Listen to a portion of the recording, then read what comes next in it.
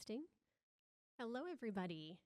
Thank you so much for being here. My name is Jen Frazier, and I am the Action Campaigns lead for Planet Reimagined, where I lead our Amplify program. And this is all about working with tours and artists and musicians to engage fans in meaningful climate action. And as many of you know, fan travel is typically the largest source of emissions in live music, but it's also the area where the industry often has the least direct control. So today we're going to focus on where that influence actually exists and what's been shown to shift behavior.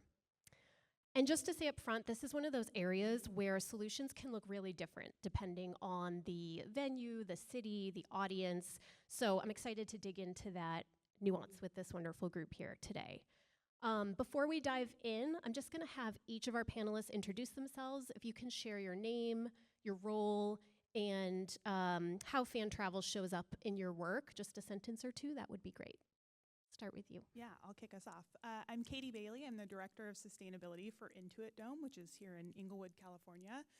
Fan travel really shows up for us. It's one of our core pillars for our sustainability program, so really understanding how to get people in Los Angeles to move in a way that's not just a single passenger vehicle. Hi, everyone. I'm Madeline Weir. I'm the Director of Impact for Reverb. We are a 501c3 nonprofit that focuses on sustainability, especially in live events space. And I was actually here last year talking about a study that we released in April of last year about fan travel. So we surveyed 35,000 fans across 170 cities, 400 concerts, looking at how fans were getting to shows and what sort of preferences and incentives might motivate them to change that behavior of how they were getting there, and also what type of infrastructure information they needed to actually help inform those decisions. And so since then, we've been working with many different venues, artists, to think about pilot projects that we can implement to actually change that behavior and figure out how to influence fan travel to be more sustainable. Great. Hey everyone, I'm Eileen McManaman. I'm the board chair of the Green Sports Alliance, which is a sibling organization to the Music Sustainability Alliance. We work with all of the major leagues and teams, major rights holders, LA 28 right here in your backyard, World Cup, things like that, in helping them just play to zero. So energy, water, waste, mobility, food, nature, all of those things. I'm a bit of a transportation nerd myself. I was a city kid, so my mom used to call me her bus kid. So I'm a happy user of LA Metro when I'm here. It's been really nice seeing it develop, but I'm keen to talk about this topic. Obviously, many of our fans are going to the same venue repeatedly, and they also like to travel around as well, just as music fans do. So let's do it. Wonderful. Thank you all. Well, to kick us off, I want to zoom out a bit with a question for all of you. If the live music industry optimized fan travel starting tomorrow, what kind of emissions reductions could we realistically see? And what are the biggest barriers, depending on the context? Anyone can feel free to start. I can jump in on just the venue side of things. Fan travel is one of our largest single sources of emissions. So for our Scope 3 emissions, we're doing our calculations. It's one of our largest scopes. So I think if we're able to solve this tomorrow, all things considered, it would have a significant impact on our overall emissions reporting and our overall just emissions generated from events at our venue. Yeah, so from that study, I was just referencing our concert travel study, we found, so we also measure emissions from every tour that we work with. So we're looking at the transportation of any artist, any crew, any gear, hotel stays. We try to measure venue emissions when we're able to. So looking at all of that combined, we found that for the average size show, which was about 5,000 fans, and you can look at this from like different venue types also within the study, but just average show, the fan travel was 38 times that artist emissions or production-related emissions combined. So we just know that this is a massive, massive issue, and it's all about changing behavior, information, infrastructure, and incentives. And I think the other thing that I always like to say is this isn't just a sustainability problem. It's also, how is the fan experience? How do we make the fan experience better with these solutions? So, we don't want anybody to be sitting in their car idling for 2 hours after a show in a parking lot, right? Everyone's tired. We want people to get home safe. So how do we create solutions that actually allow fans to have a better experience both getting to and going from the shows? And so I think that's kind of one of the things we like to hammer on the head when we're talking to venues and to festivals about these types of solutions. Well, I'm your color commentator here today to just add little stories and pieces of data. And so I think one of my favorite ones that I'll throw in on this, because obviously I'm not working in the music industry, although many of our members are, but the F1 race in the Netherlands in Zandvoort has over 95% of the spectators, of the 200,000 spectators, travel in there on foot, by bike, or by public transportation. But that last mile for everyone is by bike or on foot, because it's almost impossible to get in and out of there. So that is 95% of those fans not going to that event in a car. So I thought I'd just throw that out there to give you that real data point that's really happening, that can show you what that looks like, what that might look like. The only people going in by car are VIPs. So again, to Katie's point, 90% or more of our emissions in our industry are fan travel, and in that case, they've shown it's 95% that they can eliminate. So it's a pretty big number. Awesome, thank you. Yeah, I think everything you all shared really goes to show just what a big impact this can have, optimizing fan travel. Let's get a little more specific about where that influence actually exists. So Katie, I want to start with you.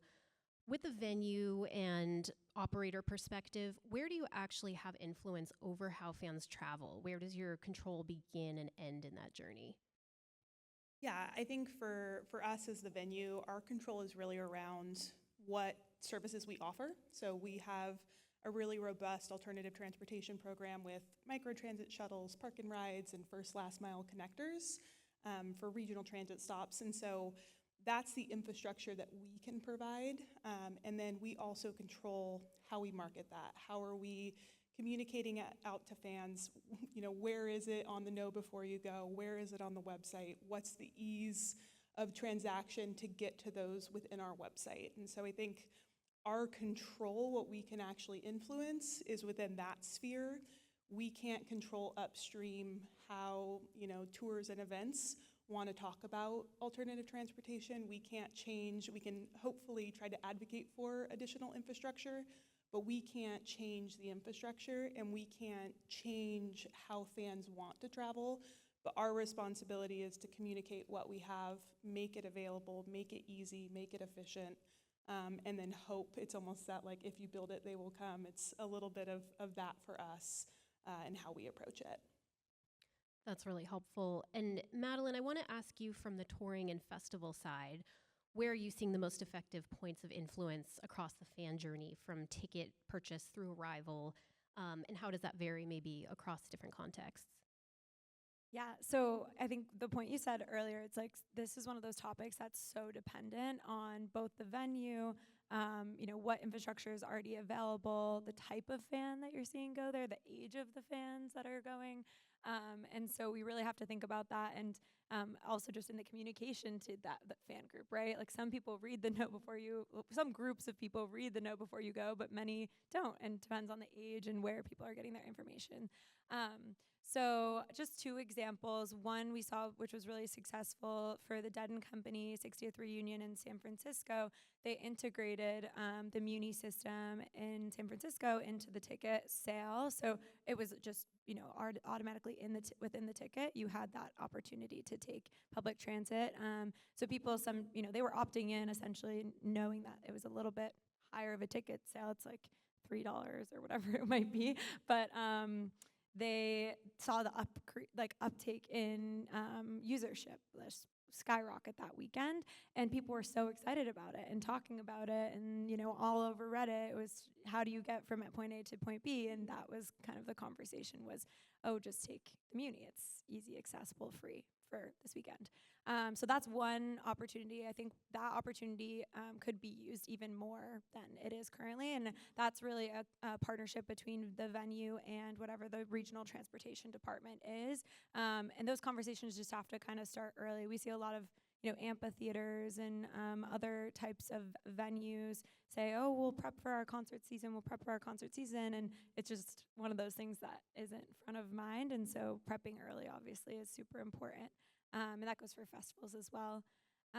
Another example, it's actually upcoming, we're working with Green Disco on figuring out how do you communicate more effectively to fans about what transportation options are already available, and also incentivize those options. And so Green Disco created this opportunity where you can have fans take a survey about how they're going to get to we're working with Outside Festival in Denver. And so if you take the survey, then you are signed up for SMS flow text messages based off of your zip code. What are the most sustainable modes of travel to get you to the festival? And so trying to create those points of contact over and over again, because we know it takes multiple touch points to really get that buy-in from fans. So we'll keep you posted on how that one goes, but it's exciting that there's solutions that we're trying out there. That's amazing. And what is the incentive for folks to sign up? Yeah, you get to win, or you get entered to win a raffle for the assigned My Morning Jacket guitar, which is one of the headliners for that weekend. So super exciting. Very, very cool. Now let's talk about what actually changes behavior, starting with communication. Eileen, what does effective communication about transportation actually look like in practice from where you sit? What makes fans not just aware, but actually willing to change their plans? You have to make it fun. So for me, there's one, the thing that doesn't work is any kind of finger wagging or a PSA kind of, hey, did you know we have transit access? Or even, did you know your ticket's included? You have to make it 4 things: easy, fun, social, and a little bit of reward. And that reward doesn't have to necessarily even be physical merch. That can be, we're featuring you on the Jumbotron at halftime because and you wouldn't even say climate hero. You're just like, you're a whatever. You're a hero of the team. You're a hero of this town. You're whatever it is. So that it's a really simple solution where human beings are simple animals still, obviously. Easy, fun, social, and show me what I get. What do I get? Emphasize personal benefits. All those things. I love that. That makes a lot of sense, especially for this particular context, too. Just share one more example of that. This one I love. I think it was UBS. They did for the Billie Eilish show there. They did a hype squad or a hype team on the public or on the metro, and so you could see like this dance troupe like dancing, and I don't know, just exactly what you're saying. Making it fun is such a good way to get that buy-in and create little viral moments on social media or whatever it might be to increase that. Actually, I will take a second, give you a couple of really fun examples, very short. When Chicago was launching its bike share, Divvy, the Blackhawks partnered up with the team, or with the bike share, with Divvy, and with the city, and they branded 5 of the bikes. Now those bikes were all light blue, the nice Chicago light blue, but they took 5 bikes and they were red. They were branded Blackhawks bikes. They were a player's number on those bikes. And it became this incredible viral sensation. And this was not during hockey season, but they were there to promote transit and, of course, promote the upcoming season. It was summer, to get people to sign up for accounts. And then this became, I had a great picture. Even Rahm Emanuel, who was the mayor at the time, was on Twitter saying, hey, I found a bike. You go find yours. They had them pictured everywhere. It was like this massive citywide scavenger hunt. And then people who hadn't been on a bike in 15 or 20 years were suddenly out hunting for a Blackhawks bike because, hey, maybe, and this was a while ago when they first did it, maybe the player's going to shout me out for showing a pic because they're posting pictures of them with the bikes. It was just fantastic. I mean, the entire city's having a great time, and you suddenly got people on bikes, and I always talk about like hiding the vegetables in the sauce, right? They're like, you didn't tell them, hey, you should ride a bike because it's better for you and it's better for they're like, no, go find this bike. You're gonna the That right way to makes do it. That's amazing. That makes a lot of sense. And relatedly, we've talked about kind of what is incentivizing people a little bit. Madeline, what are some other types of incentives you've seen that are actually strong enough to change, how fans travel? What context do they work best in? Yeah, so I think incentives can work when like the planning to make it easy is there as well. So I just want to put that kind of out there.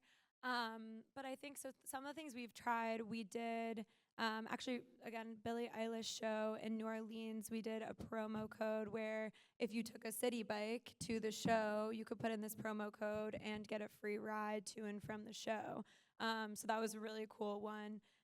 We also have tried if you take I live in Colorado, Red Rocks, there's no public transit or that links the end of the public transit line to Red Rocks. So there's a company called Bus to Show. They're actually a nonprofit. And so they have buses, school buses that go from like major points of population centers for specific shows, and they do a lot of analysis of where those centers are. And they partner with local businesses to offer, a free snack or something like that at the local business before you get on the bus. And they also work with other types of sponsors. Like I know Liquid Death is a big sponsor, so everybody gets a canned water as they're riding that shuttle. We can also, have sponsors come in and discount the tickets or even make the tickets free for those types of shuttle initiatives. So those types of things work.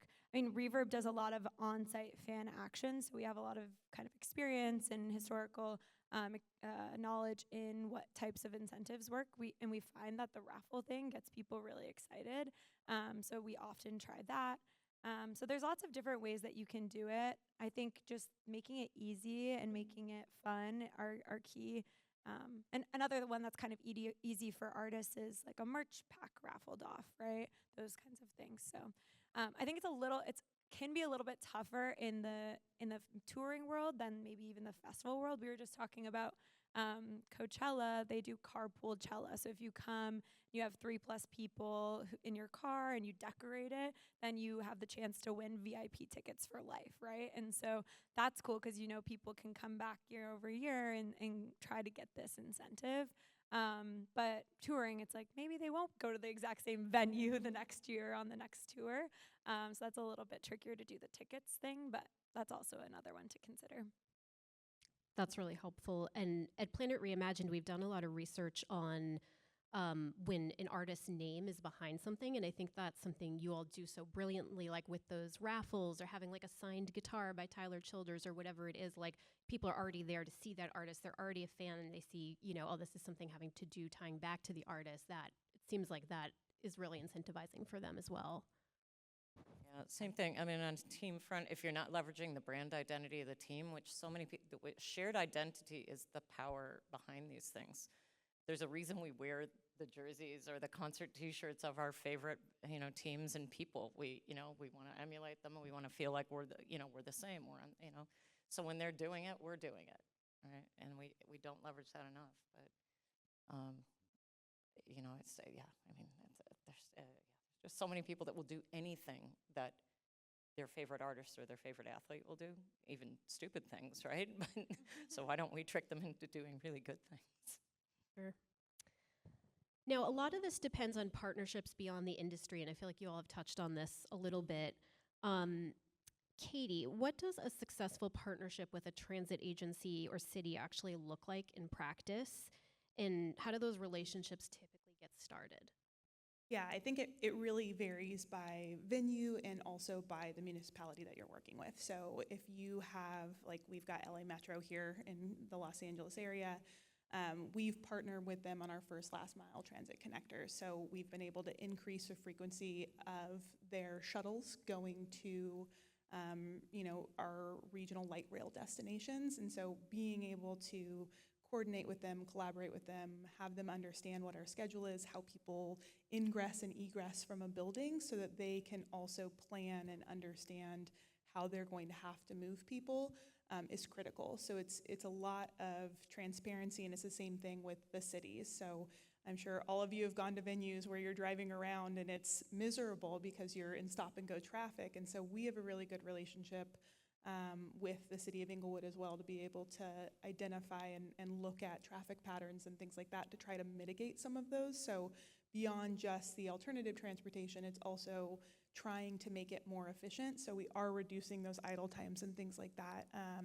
But that's really how we focus on it, is it's that partnership, it's that transparency, it's making sure that we all have this common goal of trying to increase ridership, trying to make sure that our streets are safe and efficient, and really working with them to identify, like, how do we do that the best and how do we do that the most efficiently to support us and make sure everybody's getting into the game or the concert on time, but then also to make sure that the infrastructure isn't negatively impacted by our events.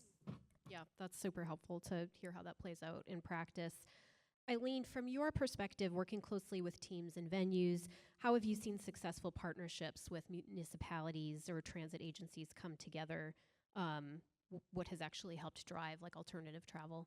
Yeah, I mean, channeling a story from one of our members, the Seattle Kraken and Climate Pledge Arena, you know, when they were renovating that facility, which was a quite old facility that was an extremely difficult, and they already had that municipal partnership just in trying to restore a heritage building that everyone loved but was really beyond its best by date. But they also were reviving the monorail in there. So one of the things that they did was do a lot of extensive, I'm sure Katie does this as well, the heat map of where those fans were coming from. You know, looking at the zip codes of where those season ticket holders were, where they were purchasing from, to understand that really well going in. And then as I understand this, again, channeling it for them, made a deal with the city to basically buy those tickets, those transit tickets, and say we're going to work, and that gave them something to work toward as well. Okay, we bought, you know, transit tickets to support 60% of our season ticket holders, so now we really need to work on making sure that 60% of our season ticket holders are buying transit tickets. But they also mapped out ahead, looking at where they expected the fan base to grow to and where those people would likely be moving in. I'm sure they were mapping you know, job growth in the Seattle area and things like that. I have the heat maps somewhere, they're quite cool. But also not just looking at the transit part, looking at if those people do have to drive in. Anybody who knows Seattle, you can't exactly get everywhere, especially if you're on the east side of Seattle. You have to cross over a couple of bridges. To look at that information as well and plan for that, plan for some park and ride options and things. So I think it's not just working with the transit authority, but it's also working with the municipal traffic control, and sometimes broader than that. In their case, they had to cover a couple of counties, and you would also then have people coming up from northern Washington closer to the border as well. But, you know, really deeply working on that, and then, you know, with the Blackhawks, with the bike share as well. And the things you're doing on multimodal are just really fantastic. So it's a complicated thing, but on the other hand, one thing that is true in sports is they always look at the door-to-door experience. I don't know that music has always had the luxury of being able to do that, because obviously fans are genuinely coming from absolutely everywhere to go to certain shows halfway around the world sometimes. But trying to hone in on that, but thinking about that in that terms as how can I make the best door-to-door experience for that music fan might be a great place to start some of those conversations with municipalities. One thing to add just on the data collection piece, we're really fortunate because we have a one-to-one ticketing platform. So for every concert, event, basketball game that we have in our arena, every person who has a ticket has an account in our app. So we're able to see a lot more granular data when it comes to planning that out, because we can see, you know, it's zip code data kind of things. So it's general, but we have a lot better view and insight into where our fans and guests are coming from, which does allow us, those heat maps are one of my favorite things in the world, and our parking and mobility team evaluates those probably on a monthly basis to make sure that our park and ride locations are in the right spots and that we're, you know, hitting everything we need for our microtransit. And so that data piece is huge, whether that's coming from the venue or you're able to get it from, you know, the local agencies. And I think one other thing on that front is that the municipality also needs the team to help them out, because there's only so many extra buses or extra trains that you can put on. So often we'll see venues that are offering things where people are coming earlier to the venue. They might get a deal on food and beverage. They might get some other perk to that. or staying later, and things like that. But that's where it's a two-way street, right? It can't just be the team or the organizer looking for the municipalities service their needs, but also be responsive to what the real limitations in the municipalities there to serve everybody, right? Not just our fans, but everybody just trying to get back and forth to their job. Yeah, that's really helpful, and sounds like those partnerships are just so key. Um, you all talked about data a little bit and heat maps. Madeline, you've done a significant amount of work, as you mentioned, collecting fan travel data. What are you actually measuring, and what insights have been most useful from that? Yeah, so that study asked fans, where are they coming from? What mode of travel are they taking? How many, if they're traveling by passenger vehicle, how many folks are in their car? All those types of survey-based questions that where you're actually trying to understand sort of like point A to point B, and then calculate emissions based off of emissions factors for those different modes of travel. So it's been really helpful in our ability to more accurately tell our artist partners, hey, like this is the real, the real on your fan travel. This is a huge piece of it. So we talk a lot about, what is the artist's responsibility. And I think it's really important to say we don't expect any artists to like take the responsibility to tell their fans, before every single show, which some artists have 200 shows in a year. How are they going to communicate to every single fan about different modes of travel? But it's really this collective effort between venues, the artists, groups like Reverb, regional transportation departments, to be able to really collectively communicate what options are out there based off of the data that we collect. We also have within Reverb the opportunity for artists to make donations in acknowledgement of their tour footprint. And so we can more accurately project what those, emissions are. We can kind of advise of what does that actually look like from like a dollars amount. And so then they can actually put money back into the communities that they're visiting, into climate projects that aim to reduce greenhouse gas emissions. And we actually partner with community-based nonprofits to develop better solutions. And we haven't done a transportation partnership in that yet, but that'd be a really cool opportunity where, if an artist is like, hey, I want to create a better system for fan travel to my favorite venue in my hometown, like we could support artists in doing that. So I think there's a lot of ways that you can use the data. We're going out with Jack Johnson this summer, and we're actually going to do a fan travel survey about prior to the show, so you can get it in the Know Before You Go. They're going to put communications out to their fans, so we'll know prior to shows where fans are coming from. We'll be able to then promote those more sustainable travel solutions to the fans beforehand, but then they're also going to get surveyed at the event to see was that actually effective? How did fans travel? Was there any difference there? So yeah, I think most folks in this room know like data as much as we can get to be able to inform what solutions we think will actually work. So there's a little bit less trial and error. Obviously there still will be, but I think that's really the purpose of the data in our perspective. And how are you getting artists to come on board? Like, how are you putting this information into their hands and making the case for it? Yeah, so for each tour that we partner with, we'll look at the tour routing and we'll look at the venues that they're going to, and we'll do some research on, hey, what is the information that's already been being given to fans about how to get to shows? What are fans' biggest complaints about how they're getting to shows? Reddit is a great place to look for that information. And then we'll say, okay, what are some of the ways that we could promote different solutions? And then we just are constantly looking for new solution partners in the space. So one that kind of always comes up for me is Rally Bus. It's a bus system that's across, you pretty much look up any show that you might be going to in the US right now, especially amphitheater shows. You might see that there's a Rally Bus ride that goes from the city center out to that amphitheater, and you purchase a round trip ticket. They get a lot of times priority access to drop off location at the venue, so it's really easy to get on and off the bus, priority access out of the venue at the end of the night. And so it's a great I've done it for NFL games. I've done it for concerts that are, especially venues that are outside of the city center. It's a great solution. We're also working with a group called Slinger, which is a carpool application widget where a venue or a festival could embed that into their site and allow fans to connect with one another to find carpool opportunities. And again, for some demographics that will work really well, and for others it may not. But it's something that we're testing, kind of these solutions, to see what fans bite on, dependent on what the venue is, and again, the demographic of fan and those kinds of things. Thank you. That's really helpful.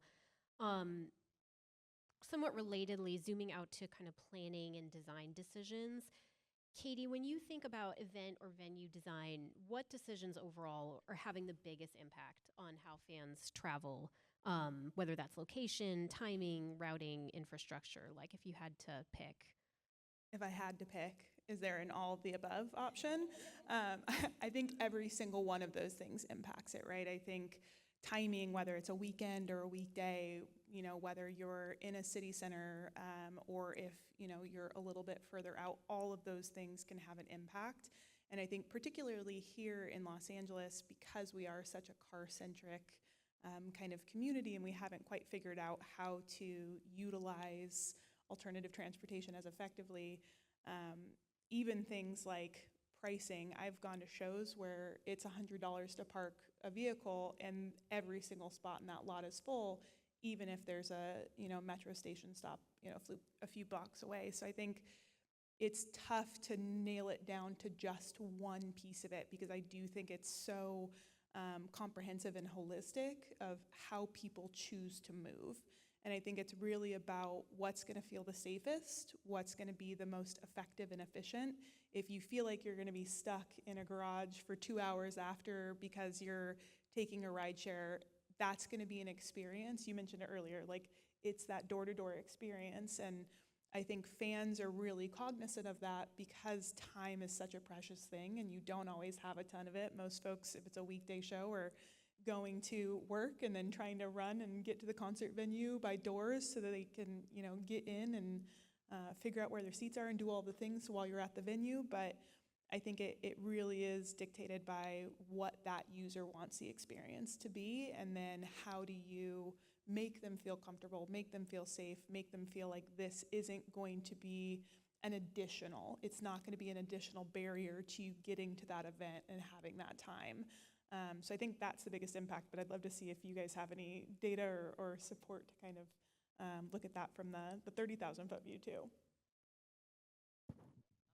I mean, it's not so much down to the event, but one of the huge trends in sports now is mixed-use development.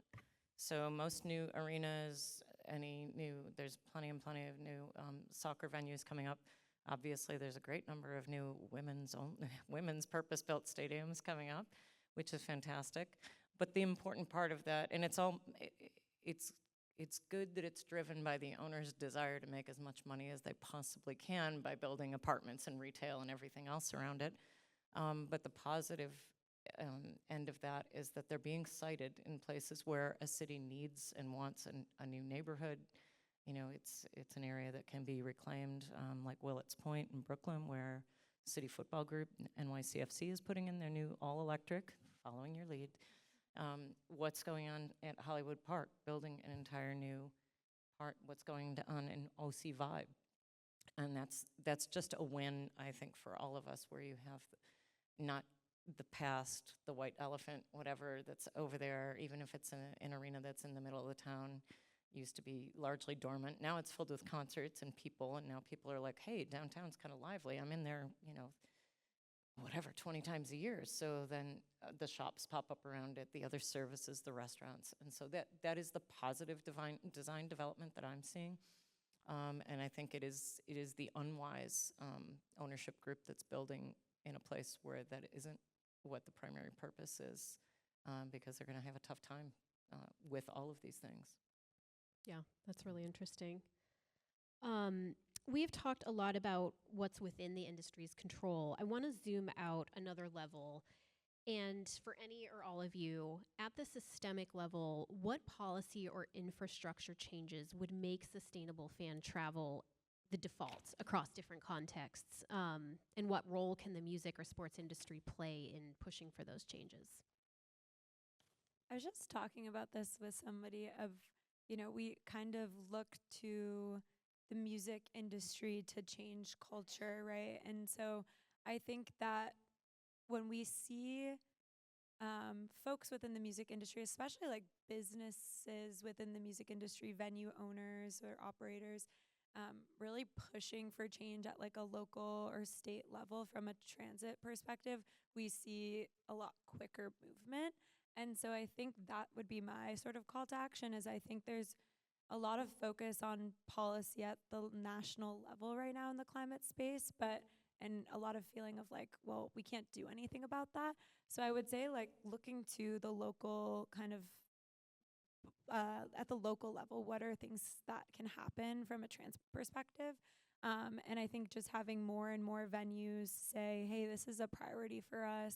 I think there's a little bit of conflict of interest sometimes with venues because a lot of times venues own their own parking lots, so they want people to drive. So I think that's like a little bit of a tough area, but I think there's a real opportunity for people in the music industry across the board, not just artists, to really lean more heavily into local politics to be able to push these things forward. And I think, like the bike example that you gave earlier, like creating fun campaigns that really allow for these types of solutions that, exist but maybe aren't used as much as they could be or maybe feel unsafe. Kind of what are the ways that we can change that mentality around it, especially for the live event space. So that's what I would say. I would say just kind of getting involved at that local level as much as possible is really key. And when you get the venues on board, things tend to move a lot quicker, I would say. I would say, from our perspective with Intuit Dome, we just said, hey, this is a priority for us. But I think we went about it in the sense of like, we're going to do these different things to try to move the needle forward. And, we hope that that pushes. And I think one area to look at, I'm going to give them a shout out, even though this is a music conference or summit, but LA28, I'm really excited to see how they move the needle forward and how they help with transit for LA for such a massive, broad-scale event. And I think it's being able to look at what they're doing and push it even more. I think every venue in Los Angeles will be the beneficiary of that, and I hope that we're able to support and push that along in that way. So I think it's when you have these big marquee events. LA's having FIFA and the Olympics within 2 years of one another. And I think there's a lot of opportunity for those marquee events to push the needle forward. Yeah, for sure. I mean, those are always occasions where you can introduce a new behavior because people are being very explicitly routed in a certain way, right, for security barriers and things like that. So whether it's one of our usual revolving events like an All-Star game or a Super Bowl, or it's something like an LA 2028 or a World Cup, it's to not lose that in a way and say, oh, well, we did it because we couldn't have all those cars, of course, show up at SoFi. That would have been very difficult. I mean, even though they might normally for an NFL game, you can't have that going on every day. So that's a great avenue, but I want to echo your point because that is one of the things that we're asking our members to do where they haven't already, is to lean into their city's climate action plan on all these different fronts, on transportation, on waste, on building, better technologies that bring building emissions down. The roadmap is there for anybody that wants to advance sustainability in where they live, and I think that's pretty much everybody. It doesn't matter what political stripe they are, or how old they are, or how informed they are. Who doesn't want to live in a better place? Oh, yeah, now that you mention it, I'm down for that. What should I do to do that? So I think that's true of our owners. And that this roadmap is sitting there saying this is what the city has spent years and years laying out and has very specific goals to it. And even if as a venue, as a promoter, as a resident, as a company doing business in that space, if you're not sure, you're like, well, let me lean in and at least listen in and understand it, and then see what's in my circle of influence to do something about. Maybe, and I often say this to sports fans as well, in many cases, those buildings are more privately owned lately, but they are often publicly owned or they're publicly funded. So, you know, you have influence. You're a part owner of that building. Even as a music fan, you're kind of a part owner of the culture of whatever that artist or festival is. So use your owner's voice and say, you know what, this is what I want. 100%. I love that. And it's such an important layer because so much of this is shaped by systems that are outside of, you know, the industry's control. But I think everything you all are touching on just really goes to show how multifaceted and nuanced and complex this is. I know we're getting to the end of our time here, and I want to leave just a couple minutes for questions if we have it. So last question to close us out. To make this really practical, what is one thing this audience could realistically implement in the next 6 months to reduce fan travel emissions? Maybe just like 30 seconds, your top line recommendation. Data.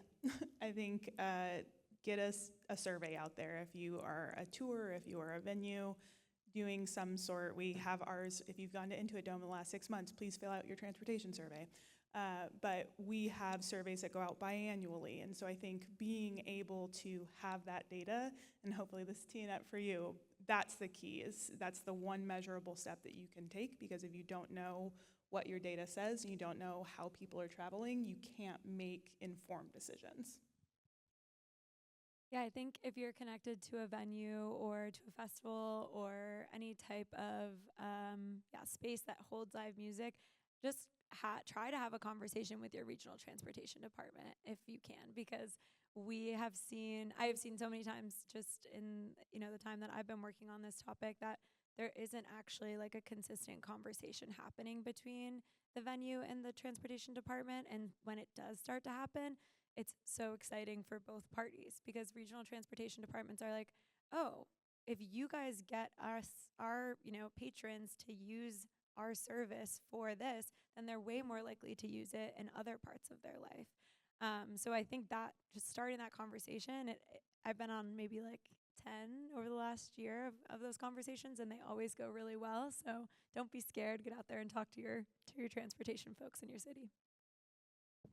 Well, this is an audience full of creative people, so I'll just leave with make it fun. Go figure out a way to make it fun. Recognize that people will all come to your venue in different ways and on different days. Like, there's days where you can get to the venue on transit, and there's days when maybe you can't, and you do have to take a car. But, so that's fine. You want to preserve choice. Maybe put a little bit more fun in the better choices. Not 100% fun in the lesser choices, but also, we can't punish people who may have to take whatever form of transportation. Let's remember, our disabled fans don't have a lot of choices out there of how to get to a venue, and they really need to get right to the door. So make it fun for them too. But I love your example from the Coachella. There was something like that done in Germany too, where it's decorate your car, decorate your bike, and that gets people into a group in that car as opposed to just two, then there's four. The rally bus, all of those things. We're a fun industry. Let's make it fun. All right, so we've solved it. Data, talk to transportation folks, and make it fun. Done. No, those are all really helpful tips. Thank you all. This was incredibly helpful. There's clearly no one-size-fits-all solution, but there are a lot of clearly really good tested solutions and practical ways to start shifting fan travel today. I think we're almost at time, but maybe have a couple minutes. Unless somebody cuts me off, I think we can open it up to the audience for a couple questions.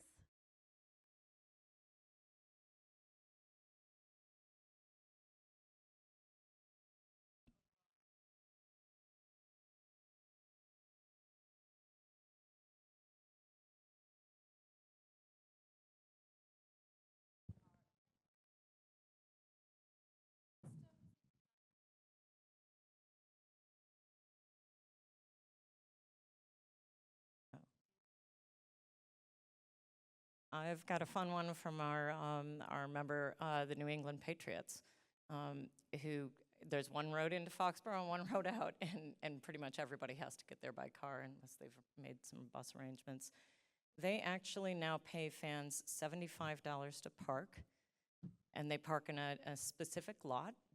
They get a $75 like Visa gift card if they agree to leave 90 minutes after the game is over.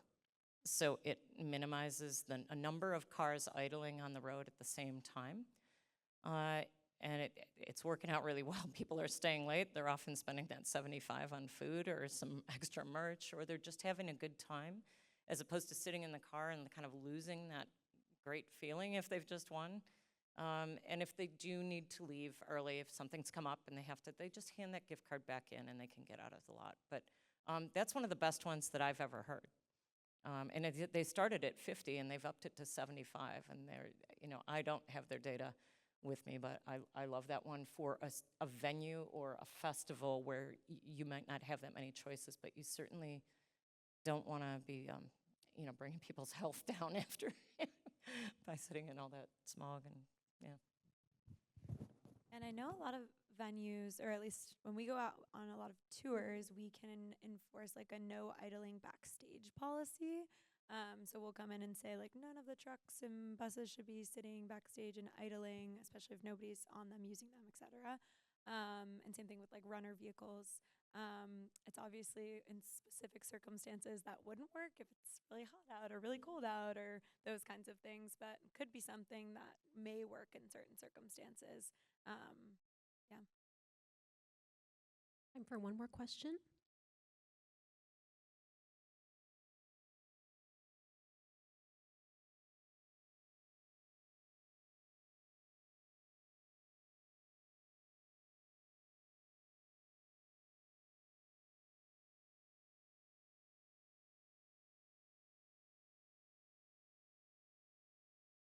Working on it. We do have one page on our site. It's like specific about concert travel solutions. So it has some detail there. But yeah, that's definitely something that we're working on at Reverb to consolidate a lot of those case studies so that when, a specific venue that's an arena in, this part of a city that has this, transit infrastructure, we can go and say, hey, we have another example of what they're doing. And why don't you try that out, So yeah, definitely working on that. Yeah, we do have a super secret database that has a lot of global case studies in it. It hasn't been updated in a few years, but it is something that, at least through my own company, which is not the Green Sports Alliance, we had made available publicly for many, many years. So your question is a good prompt to maybe do a little refresher on that. If we have any students in the audience that would like to work on something like that, we can chat. But you can sort it by property type, by country, by the number of people in the venue, by what sports are played there, by what solutions they've put in place. But great suggestion.